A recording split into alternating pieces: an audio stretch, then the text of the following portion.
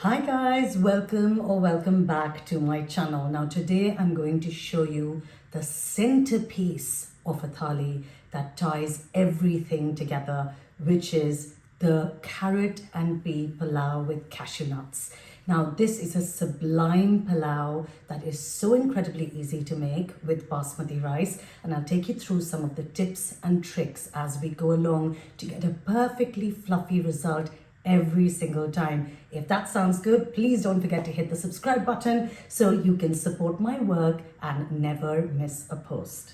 Let's go. Bring a tablespoon of ghee to heat on high. Now, you could easily use oil if you wanted to make this a vegan version, but I just love ghee in pulao. I think it completes it somehow. When that ghee melts and is nice and warm, we are going to toast some cashew nuts. I've got about a handful of cashew nuts here. You can use as many or as little as you like. And roasting them just gives them this gorgeous golden color, makes them aromatic and also toasty and nutty. So we're going to remove those from the ghee, and in go some aromatic spices. I've used a star anise, a black cardamom, and some cinnamon. And all of these, what they do is they're going to infuse that ghee with incredible aroma and give the rice this lovely spiced kind of fragrance about it.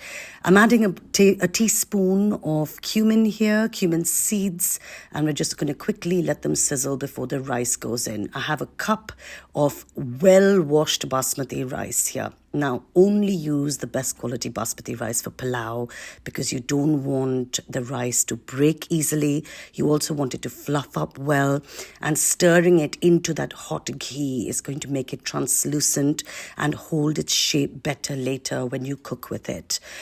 You want to wash this incredibly well until the water runs clear and you could literally see your face in the reflection before you then toss it into the ghee. So once that's done, we're going to measure out salt. I use about a teaspoon of salt for every cup of rice. Mix that in nicely. And then goes the hot water. The way with hot water and pulao is you need to use double the volume of hot water to the amount of rice you've got. So this means if you have, say, 200 grams of rice, you're using 400 milliliters of water. Now, I pretty much know how much water that is measured in this cup, but a simple way to do this would be to use a jug. So measure your rice in a jug first, and then when you've tipped out the rice, measure your hot water in it and add it in. So yes, so I've got twice the amount of hot water going in here now. And we will give this a quick stir to just mix the salt and the spices, that rice, the ghee, everything together. And you want to do this quite gently so you don't break that rice because it is very, very delicate, especially in this hot water. This is where the veg go in. So I've got a handful of chopped carrots. I've cut them into quite small cubes because you want this to cook quickly and with the rice. And I'm also going to add a similar amount of frozen peas. Now you want to add the frozen peas right at the end because obviously these don't take very long to cook at all. A quick stir through again, and then the lid goes on. So you want to cover this, bring the heat down to a simmer, mix everything through, make sure you've got all the rice on the edges and the sides, stick your lid on, and then that takes about 12 minutes to cook on a simmer. When the 12 minutes are up, you do want to take this off the hob, the hot hob, and leave it to cool for about 5 minutes because the steam and the heat inside will keep cooking the rice, and any excess moisture will get completely absorbed, giving you this fantastic fluffy result. It also helps take out any rice that might be stuck to the bottom of the pan so you don't lose any of that gorgeous and pricey basmati when the dish is done. So look at that. Doesn't that look glorious? I'll tell you what, it's so pretty as well as being just perfectly fluffy. every single time. You cannot go wrong with this recipe. Now we want to flip that onto our thali. First, we're going to pop some cashew nuts in. Of course, if you're just serving this on its own, it's not going on a thali or a plate.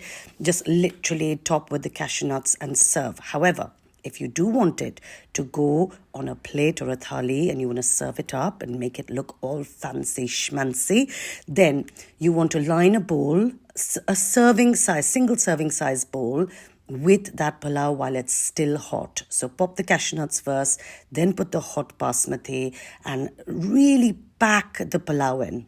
Okay, so you want to pack this as tightly as possible, leaving no gaps. And then press it down with your wooden spoon well, right? And what that's going to do is get all that rice to adhere nicely to the ghee, and the bowl essentially acts as, as an instrument to shape the rice. What can I say? I know this is a bit faffy, but it just makes such a lovely impression, especially when you're entertaining guests. So take your platter, pop it on that bowl that you've just stuffed with rice, and then all you're going to do is flip it over, right? So there we go, flipped, and we take the bowl off, say a little prayer, and voila, it's perfect. Look at that. How pretty does that look? It never fails to impress, and I would really do that, lined with those cashew nuts, for when you're entertaining and for special occasions, of course. Look how gorgeous that is. Let's give it a quick taste.